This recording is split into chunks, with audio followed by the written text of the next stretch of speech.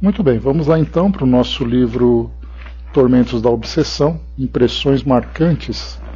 É o nosso tema de hoje, capítulo número 14. E nós acompanhamos então, após a visita de Filomeno de Miranda, lá no Hospital Esperança, junto a Ambrósio, acompanhamos também ali um pouco sobre as orientações de Licínio a respeito da queda, a respeito dos trabalhos bem-sucedidos, né? Fizemos uma comparação. Bom dia, Jerusa. Fizemos uma comparação, e aí então agora, passados alguns dias daquelas atividades, então Filomeno traz para nós agora uma impressão sobre tudo aquilo que ele observava então. Vamos lá, impressões marcantes. Os dias transcorriam ricos de aprendizado. O amigo Alberto revelava-se cada vez mais identificado comigo nos labores dignificantes do nosocômio. Sempre que lhe era possível, convidava-me a excursionar pelas dependências do pavilhão, onde defrontávamos vários exemplos de queda e propostas de ascensão moral, de erros e programas de recuperação entre pacientes. Simpático e discreto, levava-nos a visitar os companheiros de luta que não souberam aproveitar a oportunidade formosa da reencarnação, seja porque fragilizados, não suportavam a carga de perseguição que sofreram, ou porque, vitimados em si mesmos, optavam pelo equívoco, quando deveriam conduzir o fardo de provações com elevada postura moral. A verdade é que os internos daquele nosocômio haviam recebido demasiadamente da misericórdia divina, que neles investira largo patrimônio de esperança, e retornaram vencidos, sem que os valores aplicados se transformassem em oportunidade de crescimento interior.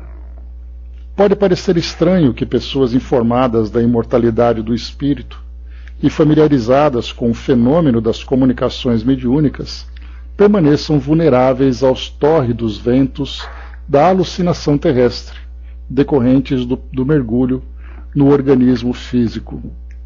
Aqui só para lembrar, bom dia, Marião, aqui só para lembrar, ele traz aqui para nós uma observação relevante, porque ele fala sobre aqueles que estão familiarizados com a imortalidade do espírito e familiarizadas também com o fenômeno de comunicações mediúnicas.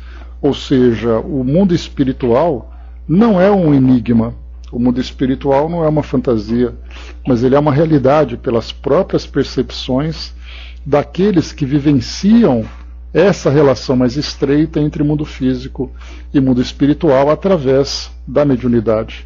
Então, imaginarmos, né, como um médium pode se deixar iludir por aquilo, né, que o nosso mundo terrestre acaba oferecendo, tendo claramente a percepção da realidade espiritual. Então é aí o que ele chama atenção, que pode parecer estranho, né, mas cada um traz ali as suas fraquezas. E ele segue. No entanto, a ocorrência é mais frequente do que parece. Superados os primeiros períodos do entusiasmo com a constatação da imortalidade e a possibilidade de intercâmbio com o mundo espiritual, os indivíduos que estão sempre à caça de novidades, com as exceções compreensíveis, adentram-se na rotina e não se estimulam a novas empresas de estudo em ação em favor de si mesmos e do seu próximo, deixando-se anestesiar pela indiferença ou se permitem espicaçar pelo perfeccionismo, passando a descobrir erro em tudo e em todos, no mecanismo de autojustificação, para a inércia a que se entregam ou para o afastamento dos deveres que lhe dizem respeito. Aqui é uma observação bastante significativa que ele traz, porque ele fala usando essa expressão, deixando-se anestesiar pela indiferença. E nós vamos encontrar isso nas mais variadas situações do nosso dia a dia, aqui mesmo do nosso mundo cotidiano. Então nós vamos encontrar, por exemplo, pessoas que estão vinculadas a trabalhos voluntários lidando muitas vezes com as necessidades alheias, com carências e tudo mais, e mesmo assim essas carências acabam se tornando tão automáticas, tão mecânicas, as suas ações para lidarem com essas dificuldades, que ele não é capaz de valorizar aquilo que ele possui. Nós vemos, por exemplo, grupos que fazem atividades de doações ou acolhimento a pessoas, né, que vivem em condição de rua, e ali então ele lida com essas pessoas como se fossem números, muitas vezes até transformando em objetos, e acabando perdendo a sensibilidade de lidar com tudo isso. Nós vemos isso claramente, por exemplo, é o caso de professores, é o caso de médicos, que lidam com crianças em formação por um lado, lidam com pacientes doentes do outro, e quando essas pessoas, que são seres humanos ali em processo de desenvolvimento por um lado e necessidade do outro, e quando essas pessoas fazem parte da rotina desses profissionais, eles estão preocupados muitas vezes em cumprir cotas, e não simplesmente ver a necessidade do outro. E aqui nós vamos encontrar a mesma coisa. No caso dos médiuns, por exemplo, desenvolvem um trabalho, muitas vezes ali, em atividades de acolhimento a espíritos em sofrimento, trabalhos de desobsessão, e aquilo para ele vira rotina. Ele sabe que todos aqueles dias, naquele mesmo horário, ele vai fazer aquele mesmo trabalho, vai encontrar aqueles espíritos naquela mesma condição, e de repente ele começa a perder um pouco dessa percepção. Porque essa rotina faz com que, então, deixando-se anestesiar pela indiferença, ou então passam, né, a se tornar, ou pelo menos a se considerarem, né, mais importantes do que o trabalho. E é aí então que vem a ideia, né, do alto valor diante das necessidades, diante das atividades, acabando também entrando nessa mesma ideia de se distanciar do trabalho que exige uma transformação moral, passando apenas a desempenhar um trabalho como uma atividade qualquer, sem perceber a importância que aquilo tem na sua autotransformação. Então, algo importante. E quando ele fala de um hospital como Esperança, que acolhe tantos e tantos médiuns falidos, nós vamos encontrar na história de cada um, e assim como também não apenas médiuns, né, mas nós vimos ali, é o caso, por exemplo, de escritores, de expositores, de dirigentes, inclusive. Nós vamos encontrar ali aqueles que faliram exatamente porque deixaram de perceber a essência do trabalho e acabaram fazendo daquela atividade uma atividade rotineira. E aí então o resultado, nesse caso, é um resultado bastante doloroso, porque a quem muito foi dado, muito será cobrado, e nesse caso a cobrança ela é bastante significativa. Bom dia, embaixador.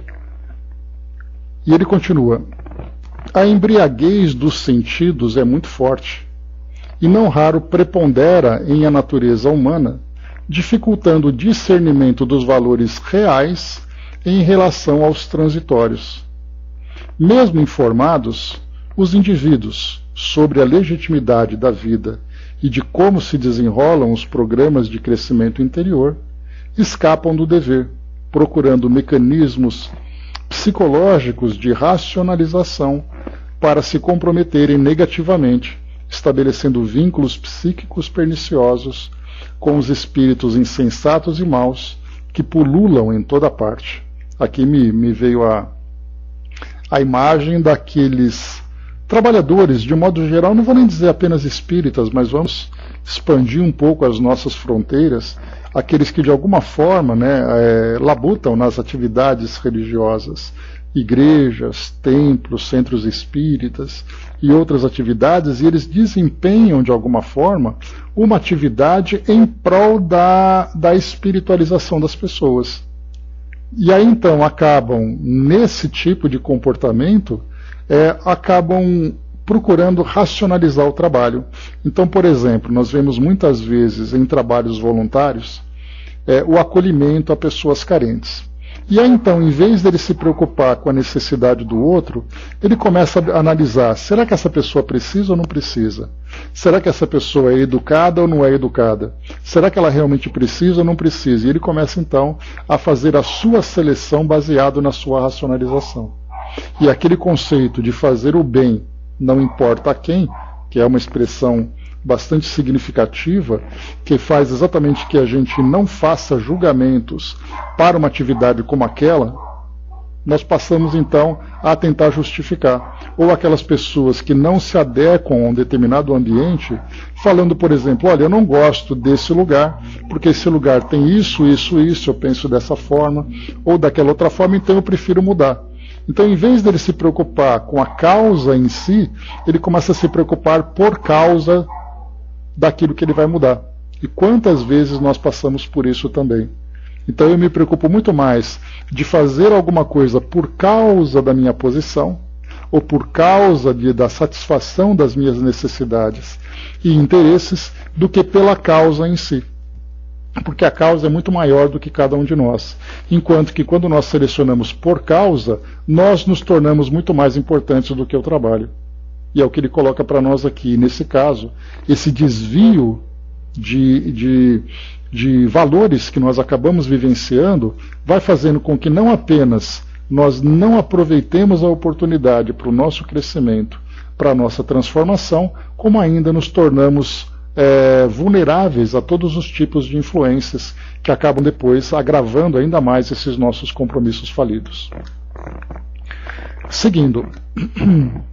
Por outro lado, não disciplinados pela escola do sacrifício a perseverar nos ideais do engrandecimento humano, quando defrontados pelos problemas e desafios que são naturais em todos os empreendimentos, passam a demonstrar mau humor e desconfiança, transferindo-se para outras províncias de interesses imediatos, abandonando os compromissos relevantes. Então aqui, acabei de trazer para vocês ali algumas ideias para poder ilustrar essas situações, e o Filomeno aqui traz o reforço para nós, então, mostrando exatamente esse mesmo tipo de conduta. Então, a falta de disciplina pela escola do sacrifício, ou seja, nós sermos ali testados nas nossas provas mais difíceis, e sabendo que vencendo essas provas nós teremos o aprendizado moral necessário, aí então nós começamos a fazer ali escolhas de acordo com o nosso orgulho, de acordo com a nossa vaidade. Então ali passam a demonstrar mau humor e desconfiança, fazendo com que os nossos interesses pessoais sejam muito mais importantes do que o interesse geral apresentado pela instituição. E aí depois ele segue: quando lhe sucede a desencarnação, porém, que sempre parece chegar quando não se está aguardando-a, as tentativas de recomeço e reparação apresentam-se tardiamente, e os conflitos assomam agora em forma de remorsos inúteis que mais estreitam as amarras com os seus comensais criminosos. A gente vai lembrar, Bom dia, abraço. A gente vai lembrar a Hernance, que quando ela diz assim, que uma das maiores dores que um espírito sofre quando chega no plano espiritual é olhar para trás e perceber que perdeu tempo. E aqui então, quando chega de súbito ao plano espiritual, esses falidos que desempenham atividades das mais variadas nessas tarefas de desenvolvimento espiritual, tentam rapidamente recomeçar. Mas antes do recomeço, vem todos os débitos que foram contraídos, que ele precisa primeiro encará-los para depois começar a trabalhar. Então não é simplesmente, não, eu quero começar a partir de agora. Um exemplo bastante simples, que a gente acaba observando só para ilustrar essa situação. Imaginemos uma pessoa que viveu tabagismo durante muitos anos. Depois, num determinado momento da sua vida, começam a surgir as doenças relativas a esse tipo de vício. As lesões pulmonares, as lesões cardiovasculares. E aí então aquela pessoa, quando diagnosticada, sofrendo as consequências desse tipo de hábito, de vício, ele fala assim, não, a partir de agora eu vou mudar a minha vida. Só que o seu corpo já foi danificado, a doença já foi estabelecida.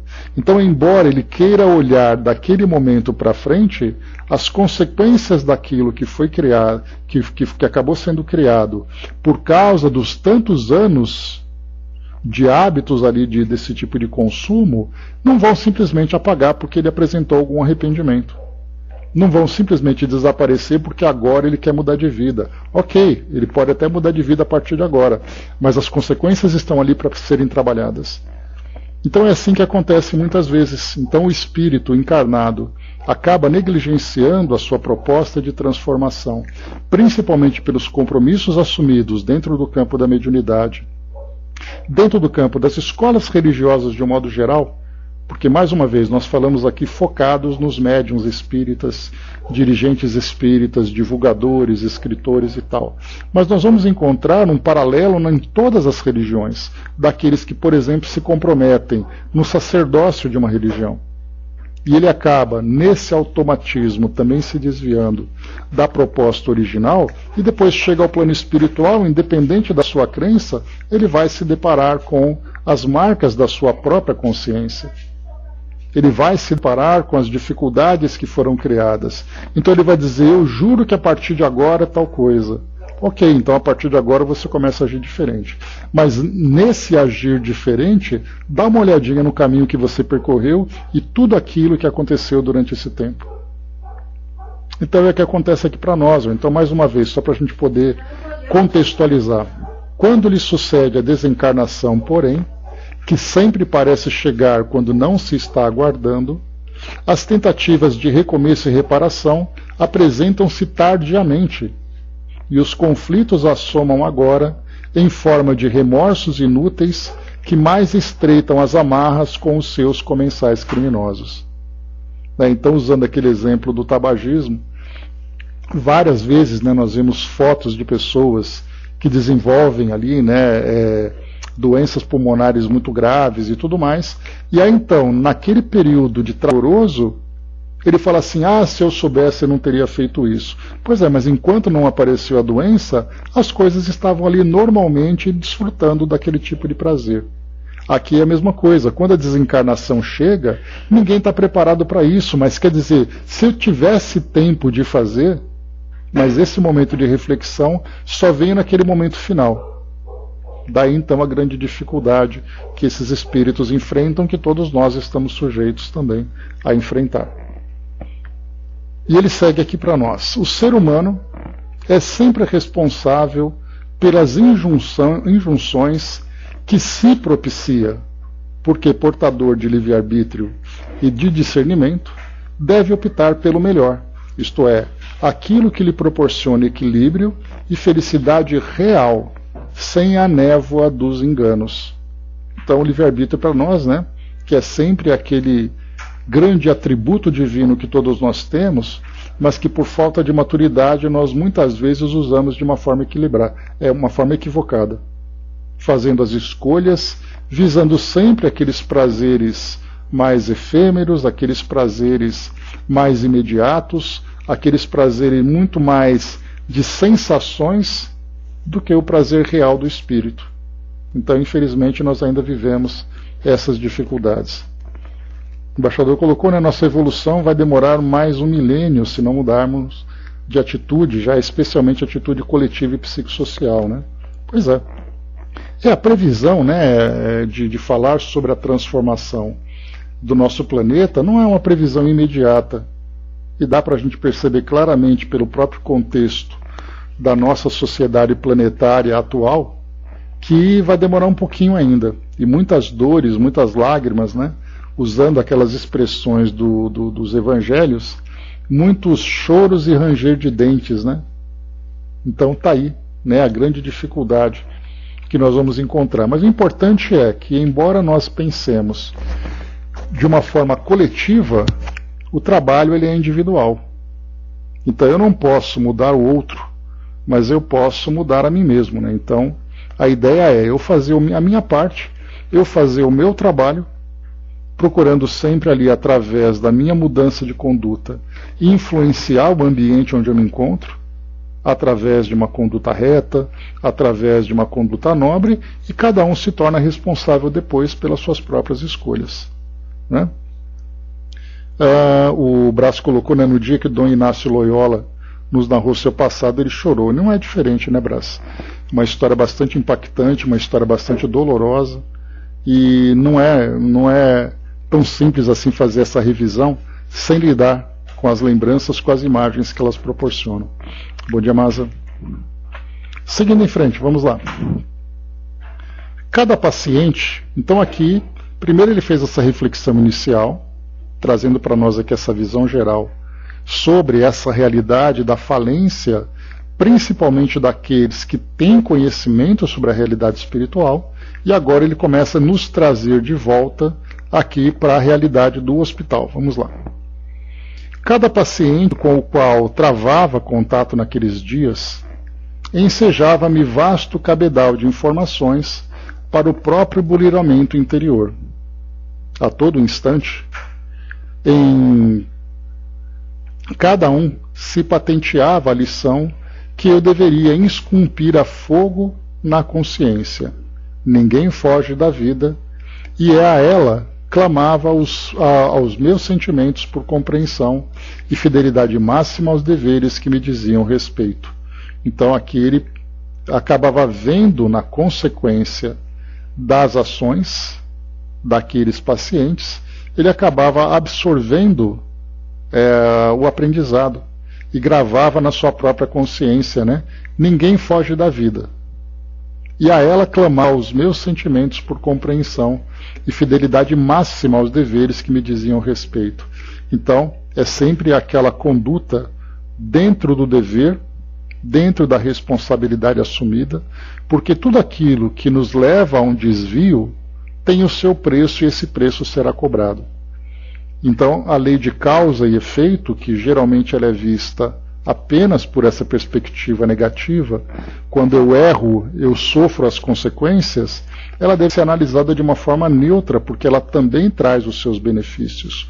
Porque quando eu tomo as atitudes corretas e me mantenho nesse caminho da retidão, as consequências também são positivas. Porque nós colhemos aquilo que nós plantamos. Então, já que o livre-arbítrio nos permite escolher quais são as sementes que serão lançadas nesse campo da vida, se nós escolhermos sementes ruins, teremos uma colheita ruim. Mas se escolhermos uma boa semente, teremos ali uma boa colheita. Então é isso que ele chama atenção para todos nós. Já me encontrava no hospital psiquiátrico por 2 semanas de enriquecimento espiritual, quando o Dr. Inácio me informou que desejava levar-me às enfermarias onde se encontravam os irmãos sonâmbulos. Certamente não me era estranha a situação em que muitos espíritos chegam à erraticidade e cá permanecem por largo tempo anestesiados nos centros da consciência, até quando o amor os recambia à reencarnação em processos dolorosos de recuperação. A gente já falou sobre isso, André Luiz já trouxe para nós, eu não me recordo se foi nos Mensageiros, se foi nos Missionários da Luz, eu acho que foi Missionários da Luz, quando ele então visita um posto de socorro, onde ele fala de muitos espíritos que se assemelhavam num estado de coma, mas nesse sentido de estarem lúcidos ou conscientes. Eram espíritos que pareciam adormecidos, mas a gente se recorda, né, quando passou por esse trecho, que André Luiz se aproximou de uma senhora que estava ali adormecida, e ela parecia viver intimamente um estado de pesadelo. Era aquele sono agitado, aquele sono intranquilo. E aí então, sonda a consciência dela, pelos poderes psíquicos, né, vai com o desembaixador, pelos poderes psíquicos, ele teve a possibilidade de sondar os pensamentos que ela cultivava. E aí então ela lembrava de uma trama que ela acabou organizando para o assassinato do genro. E ela vivia inconsciente, pelo menos inconsciente no sentido de estar comunicativa ali naquele ambiente espiritual, porém intimamente ela vivia aquela turbulência de lembranças, de culpas, de remorsos. Né? Ou muitas vezes nem de culpa, ela continuava ali dentro daquele duelo mental, brigando ainda com aquela situação, na maioria das vezes tentando justificar suas próprias ações. Então a gente encontrou, André Luiz falava de milhares de pacientes nessa condição, e aqui o Filomeno fala para nós também, aqueles anestesiados nos centros da consciência, até que sejam recambiados para uma nova reencarnação, e nesse caso, reencarnação em condições bastante dolorosas. Bom dia, André. E ele segue: trata-se muitas vezes de suicidas, assassinados, psicopatas, pessoas que haviam sido vítimas de desencarnação violenta e cujo processo de despertamento era difícil em razão das circunstâncias que os arrebataram do corpo somático. Né? Então olha só aqui a seleção que a gente tem: suicidas, assassinados, psicopatas, vítimas de desencarnação violenta, mas que não conseguiram ainda se recuperar daquele processo. Essas então eram as pessoas que estavam vivendo aquele momento tão turbulento ali, embora inconscientes, né? No entanto, a forma como o diretor se referiu àqueles pacientes chamou-me particularmente a atenção, despertando-me saudável curiosidade. Terminados os meus labores diurnos, às 20 horas o incansável médico me aguardava no seu gabinete, para onde rumamos Alberto e eu. Apresentando excelente disposição defluente do bem-fazer e da alegria de servir, recebeu-nos com demonstração de afeto, logo se dispondo a conduzir-nos à área especializada. Trata-se de um lugar específico do nosso pavilhão, acentuou com delicadeza, onde se encontram amparados inúmeros espíritos em estado de hibernação temporária. Então eles estavam ali temporariamente inconscientes. A mente exerce em todos nós, conforme é do nosso conhecimento, um papel preponderante. A denominada mente abstrata concebe, e o normalismo verbal envolve a ideia que passa a ter existência real, tomando forma e facultando-nos identificar pensamentos, coisas, pessoas, assim como intercambiar mensagens. Então aqui o que ele fala é aquela sequência natural, né?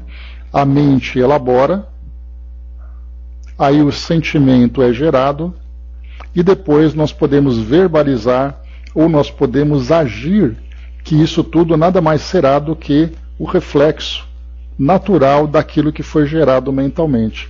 Então ele vai trazendo para nós, né, que a mente é aquela abstrata e as nossas palavras, as nossas ações são ali para nós a concretização desse processo, né? Então está aí para nós essa ideia do processo mental. Quando essas formulações possuem conteúdo edificante, saudável e aspirações nobres, transformam-se em paisagens de beleza e de alegria, favorecendo o bem-estar e a tranquilidade naquele que as cultiva. Da mesma forma, quando tendem ao primarismo, ao exclusivamente sensorial, ou seja, das sensações, né, particularmente nas áreas do prazer e do mesquinho, igualmente se convertem em províncias de gozo rápido e sombrio, envoltas em névoa densa, na qual se movimentam e se vinculam arquétipos grosseiros e princípios espirituais em transição evolutiva. Noutras ocasiões, hominisiam-se, quer dizer, tornam-se odiosos, né? Nesses redutos mentais, espíritos profundamente asselvajados que se alimentam dessas emanações deletérias em um círculo vicioso entre o paciente, seus hospedeiros e vice-versa. Então ali ele fala sobre a natureza das nossas criações mentais. Se essa é uma natureza saudável, uma natureza nobre, nós naturalmente também nos vinculamos a mentes dessa mesma categoria. Porém, se nós temos ali de uma natureza inferior, nós encontraremos ali as nossas afinidades. Então tudo começa no pensamento. E aqui nós vamos perceber nesses pacientes que, embora inconscientes, continuam ainda gerando essas imagens. E ele diz assim, então, vamos lá. Como efeito do baixo teor dessas vibrações, a mente degenera na seleção de mensagens e retrai-se, fixando-se apenas naquelas em que se comprazem os indivíduos, Aqui ele começa a falar sobre as monoideias. Então, quer dizer, aquele pensamento fixo é aquela ideia que para mim é satisfatória.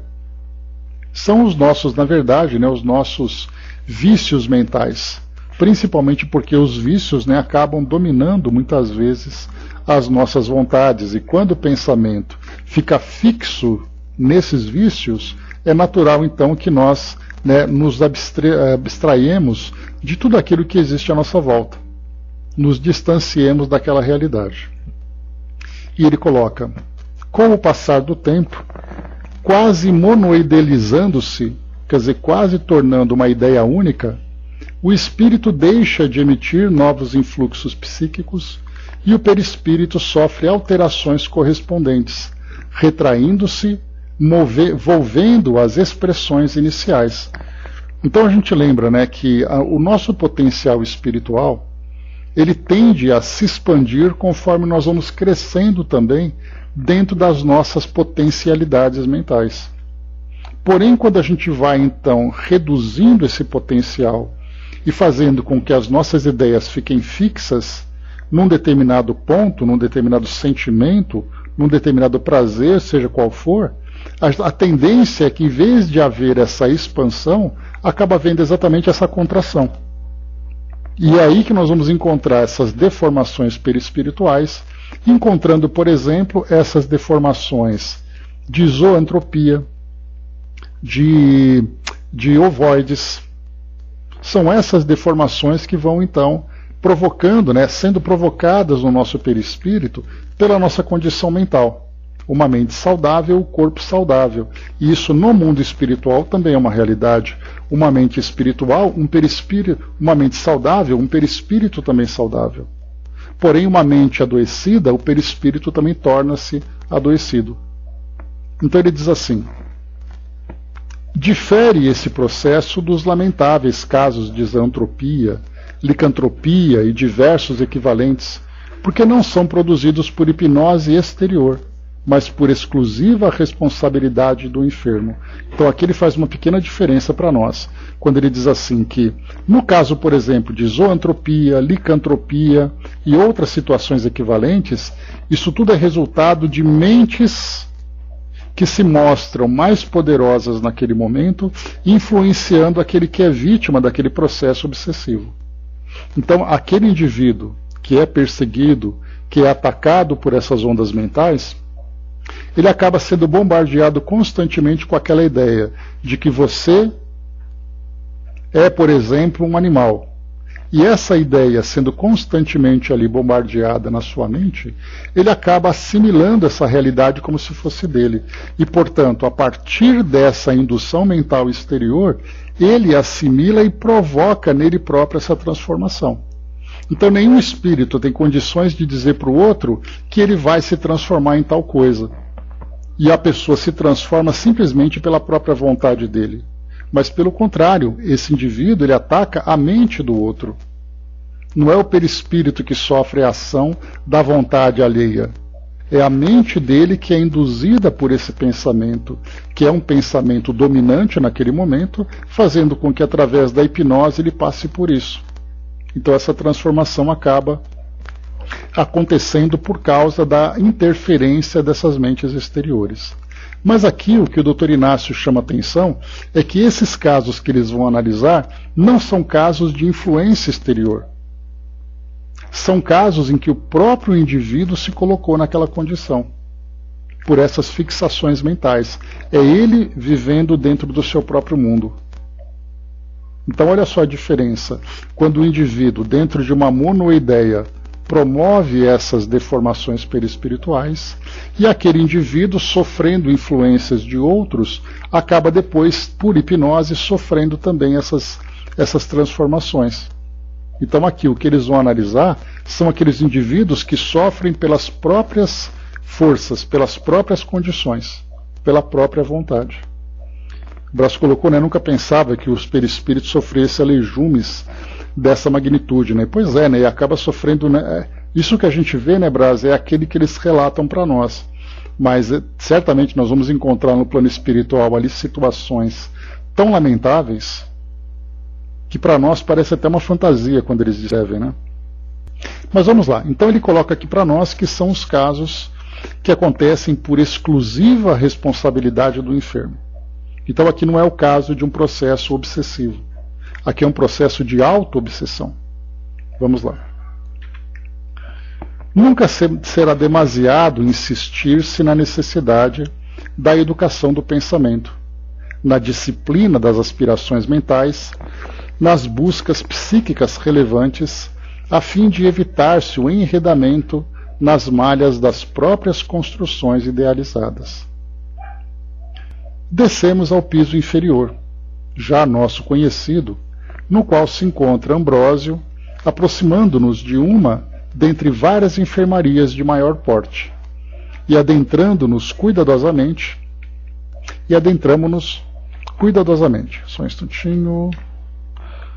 Embora se tratasse de uma sala de dimensão expressiva, com janelas que davam para o exterior, mesmo a construção se encontrando em uma espécie de subsolo, resguardadas por cortinas espessas para impedir que a claridade que pudesse vir de fora, apesar da suave luz que se derramava do alto, pairava no ambiente uma tênue névoa pardacenta que cobria praticamente todo o ambiente acima dos leitos, bem cuidados e paralelamente arrumados em ambos os lados, mantendo uma ampla passagem central que os separava.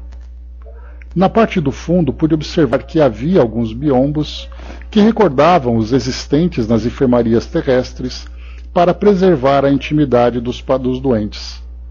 Sentia-se também um odor nauseante especial, conforme percebera nas visitas a Ambrósio, enquanto diversas entidades amigas, vigilantes e dedicadas, permaneciam silenciosas, assistindo-os a todos.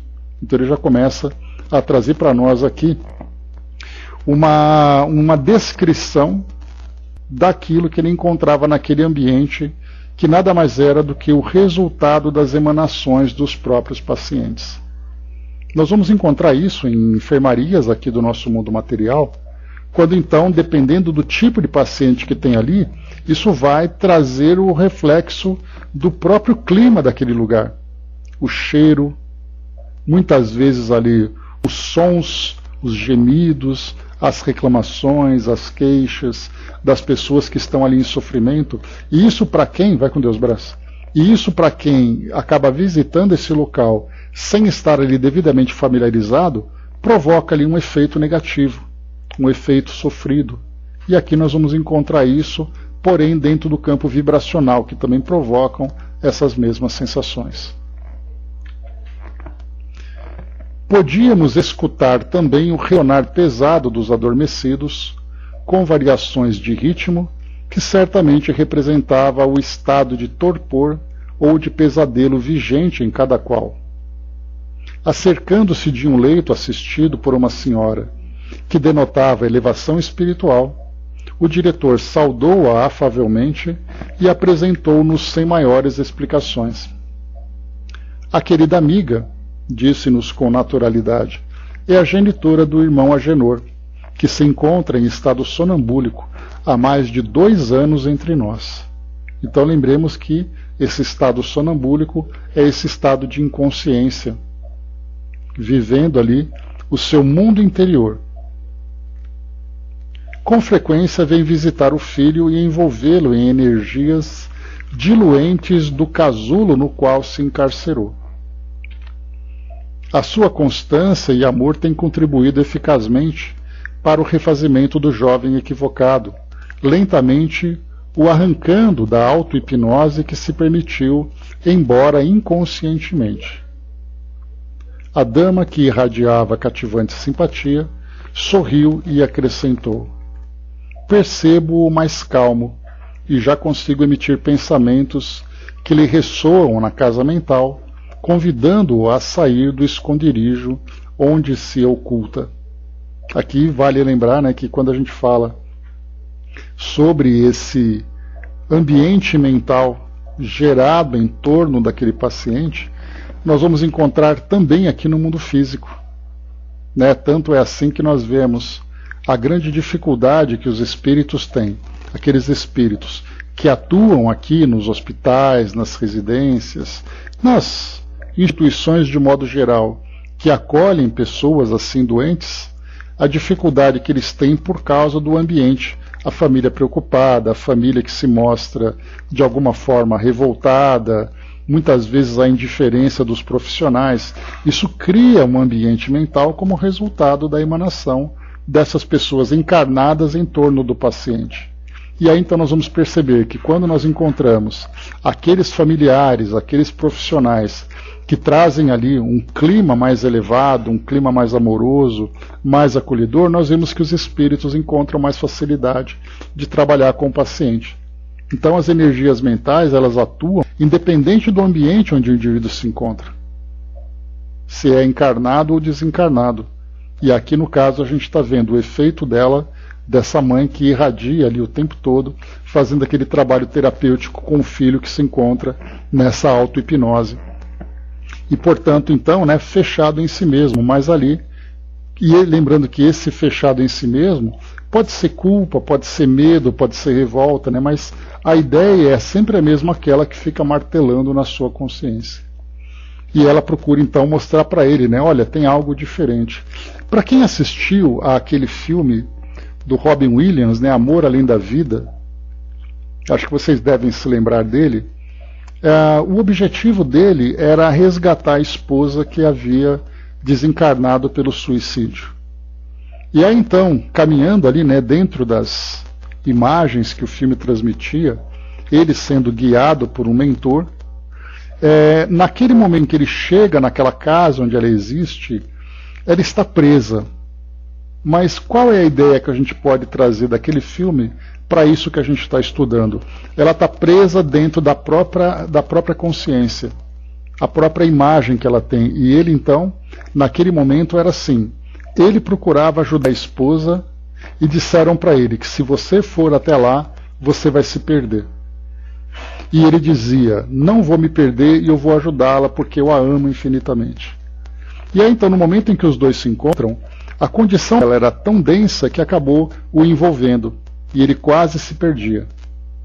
Mas aí naquele momento a gente vê, né, o filme bem sucedido, né, já trazendo o spoiler do final, que é um final feliz. Ele acaba conseguindo, mas aquela imagem é exatamente isso. Ele consegue chegar naquele ambiente em que ela criou, que ela não conseguia sair daquilo. O suicídio, o tormento pela perda dos filhos, que gerou nela toda aquela depressão, toda aquela angústia, e ele procurava sempre ajudá-la de alguma forma, tudo aquilo foi a somatória de sofrimento que fez com que ela se encapsulasse, com que ela se fechasse dentro do próprio mundo. E ele teve então ali, o compromisso dele era fazer com que ela saísse daquela condição. E inicialmente, dentro ali da concepção do filme, a ideia do suicídio era ali o sofrimento eterno. E aí então ele disse, não é eterno e eu vou mostrar que não é. E aí então era a ideia da mente dele, trabalhar com a mente dela para resgatá-la. E aí então, como a gente lembrou, né, quase que ele acaba também se envolvendo naquele mesmo quadro tão depressivo em que ela se encontrava. E essa depressão era resultado da monoideia que ela cultivava. Então a gente vai lembrar, naquele filme, de uma forma mais ilustrada agora, isso que é colocado para nós dentro dessa realidade. O filho fechado em si mesmo e a mãe procurando apresentar para ele ali um caminho de luz para que ele pudesse sair daquilo, desse esconderijo onde ele se oculta, como ela colocou aqui. E que esconderijo é esse? É aquele esconderijo onde ele se prende dentro do mundo que ele criou, o seu próprio mundo íntimo. Dr. Inácio solicitou-me que me concentrasse na área correspondente ao encéfalo do adormecido. Olha que interessante aqui. A mesma coisa que André Luiz fez lá no Missionários da Luz, se eu não me engano, quando ele então foi convidado também a se concentrar na mente daquela paciente para conhecer um pouco da sua história, como se ele abrisse uma pequena janela e olhasse por dentro para ver qual era a realidade que ela tinha criado. Aqui o Filomeno é convidado para a mesma experiência.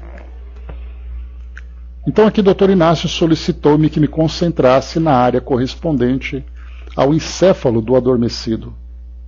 todo ele fazia recordar uma crisálida no seu processo de transformação. Havia adquirido estranha aparência, envolvendo-se em anéis constritores que se movimentavam ao ritmo respiratório. É como se fosse uma lagarta.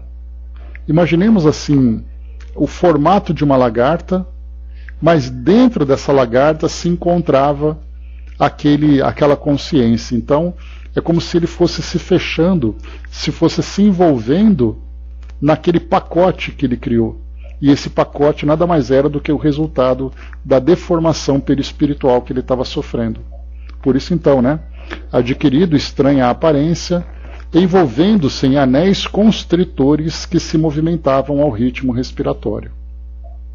As formas convencionais e humanas haviam sido substituídas pela esdrúxula carapaça que o envolvia externamente, apesar de a respiração eliminar a mefítica substância que se adensava no ar em contato com a predominante do recinto.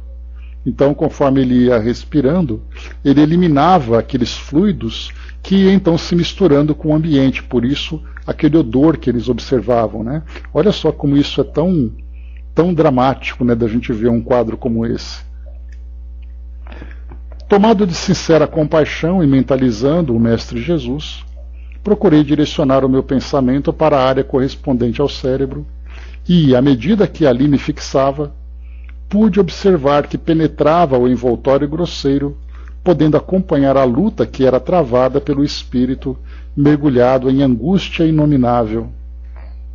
Tratava-se de um encarcerado, esforçando-se para libertar-se da constrição entre blasfêmias e imprecações, ameaçando-se de extermínio com interregnos de alucinação e gritaria infrene.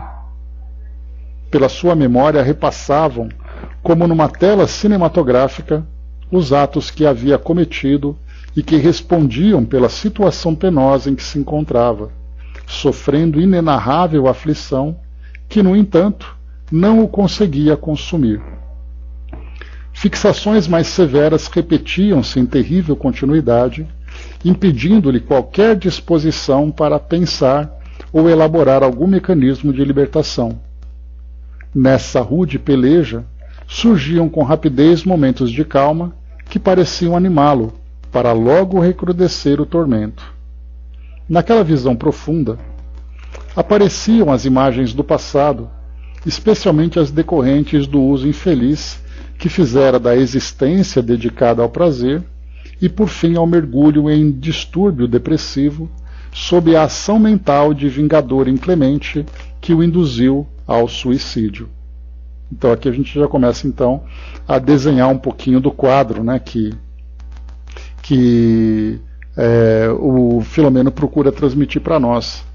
Então, por causa das ações, por causa da influência de um vingador, de um espírito que o acompanhava como obsessor, induziu ao suicídio e agora, vivendo encapsulado dentro dessa massa que foi sendo ali criada pela sua deformação perispiritual, André Luiz então pôde sondar a consciência dele e ver que ele vivia nesse pesadelo contínuo. E nós já vivemos tudo isso, Basta lembrar, por exemplo, nas situações que para nós foram mais estressantes, mais angustiantes, mais sofridas para nós, muitas vezes nós procuramos descansar, procuramos dormir, e o que acontece? Nós acordamos muitas vezes em sobressaltos, acordamos muitas vezes cheio de angústias, revivendo aquilo tudo, que parece aquele filme que não termina. E não é à toa que os médicos depois falam, olha, tome esse remédio que você vai conseguir dormir, porque esse remédio, na verdade, ele procura ali apagar a nossa mente, ali, entre aspas, para que a gente possa descansar. E sem essa medicação nós não conseguimos viver essa tranquilidade. Por quê? Porque toda vez que você fecha os olhos tentando dormir, as primeiras imagens que surgem são aquelas imagens daquela situação sofrida, daquela situação angustiante que nós estamos vivendo. Que parece um pesadelo, que a gente acorda e fala, poxa, bem que isso podia ser um pesadelo. Se isso para nós já causa esse efeito tão negativo, Quando nós então nos recordamos de ter vivido isso, ou de estarmos vivendo isso, imaginemos um espírito que passa anos e anos nessa mesma condição. É um estado praticamente ali que o leva a uma loucura, porque ele perde completamente a lucidez pelo fato de não apenas reviver constantemente aquela mesma situação sofrida decorrente de uma existência que ele teve, como também ele vai sendo atormentado por ela. Porque não é apenas você olhar, é o efeito que aquilo provoca. Então, nesse estado contínuo de repetição, de reviver aquele sofrimento e passar por todos esses sentimentos e sensações geradas por eles, ele acaba muitas vezes perdendo o equilíbrio. Então, nesse tipo de terapia que nós estamos acompanhando, é sempre aquele caso, né? Aqueles 3 passos que nós já conhecemos. Primeiro, afastam-se aquelas mentes que provocam a perturbação. Depois se trabalha tanto a mente dentro daquele processo de psicologia, a mente do paciente, como também trabalha fluidicamente para que ele possa se restabelecer dentro ali do seu corpo perispiritual. Só que isso, como a gente percebe, não é um trabalho simples. Muitas vezes nós vamos encontrar reencarnações terapêuticas para que o espírito possa voltar a ter contato com a matéria orgânica para ajudá-lo ali na sua reelaboração do corpo físico, colocá-lo na reencarnação com o esquecimento do passado, embora as impressões continuem vivas, mas esse esquecimento temporário é também parte de uma técnica terapêutica. Então o espírito passa um determinado período encarnado somente para poder ter aquele momento de início de terapia.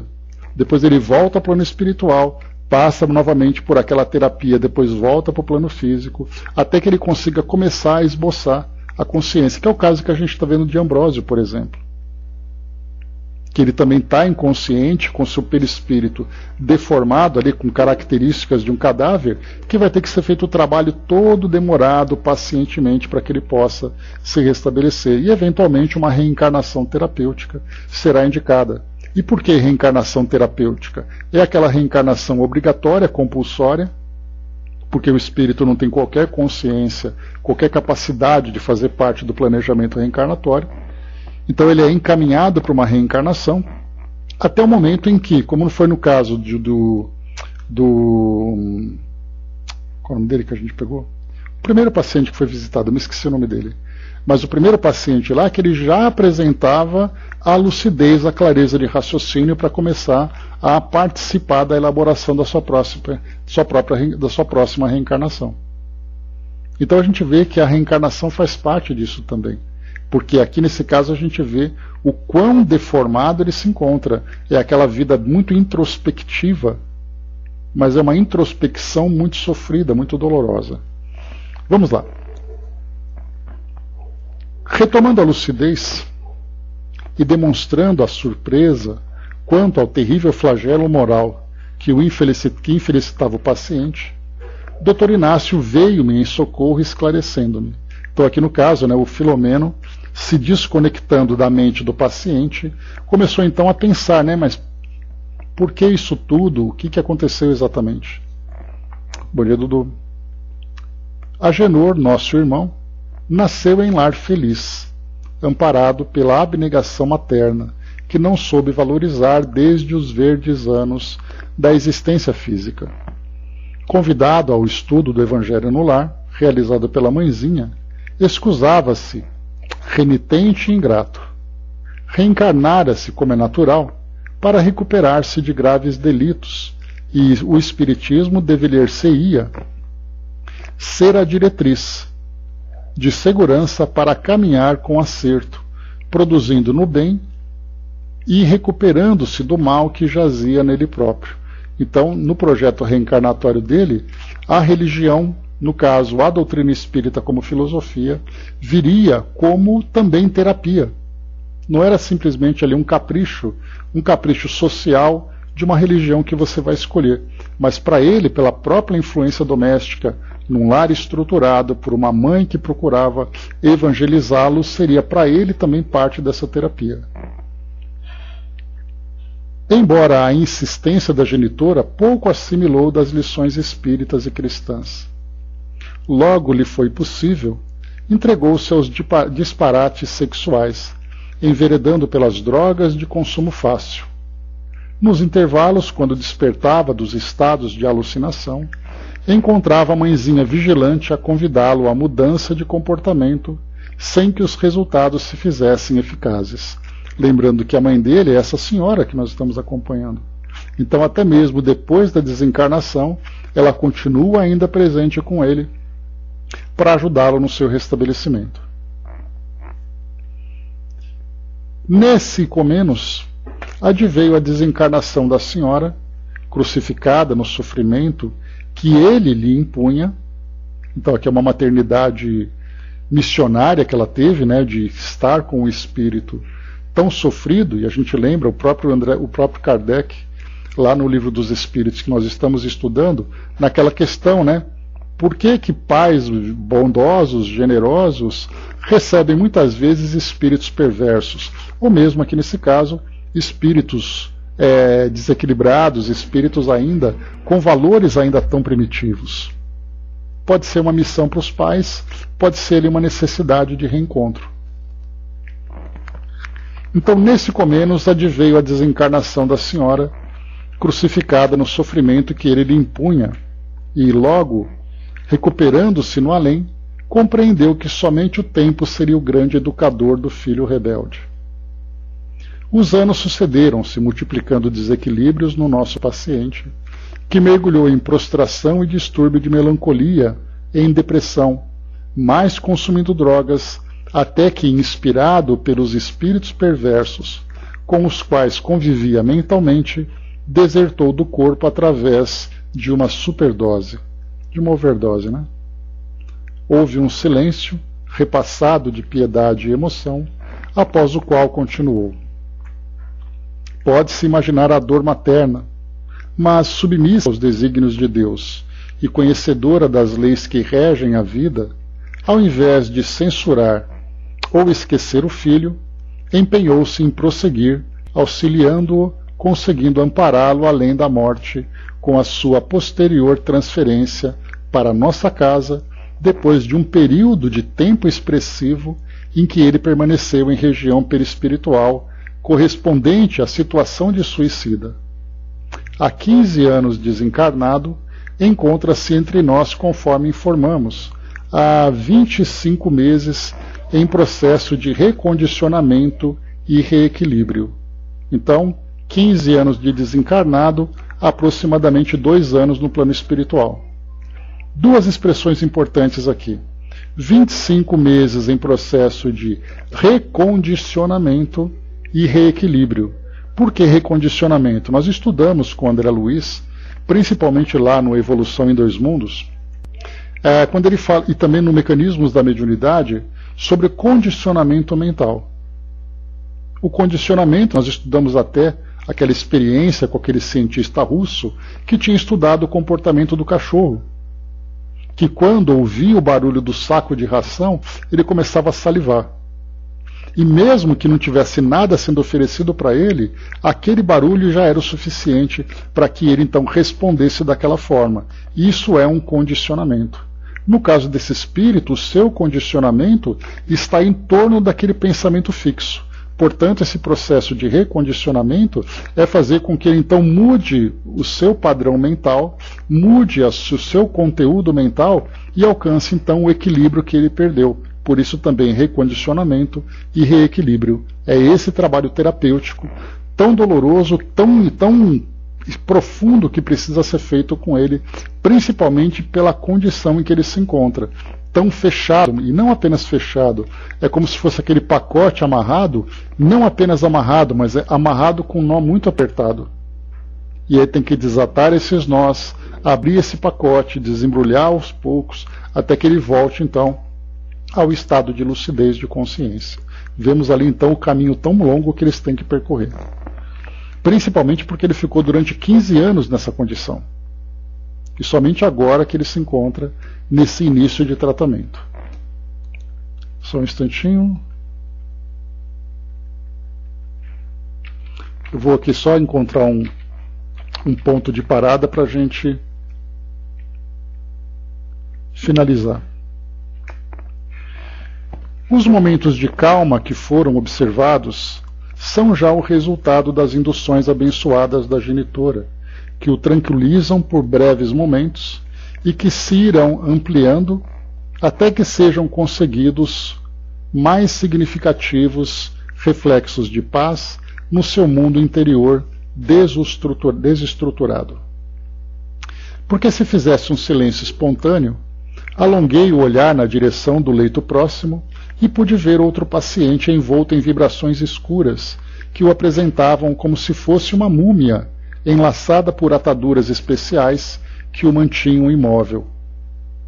Aí depois então aqui, acompanhando-me a expressão de surpresa, o benfeitor auxiliou-me o entendimento, informando-me que se tratava de uma deformidade muito especial do perispírito, que fora mutilado pela mente encarnada com ambições desmedidas, produzidas também por terrível incidência obsessiva de hábil hipnotizador, sem a indumentária carnal, que induzira aquele espírito a atitudes de perversão sexual demorada, levando-o a retornar à postura larval. Então a gente para por aqui, porque está mudando de paciente, e aí depois então aqui o Filomeno vai trazer para nós o relato, já que ele se encontra nessa enfermaria, lá no subsolo do Hospital Esperança, naquela enfermaria onde se encontrava o Ambrósio.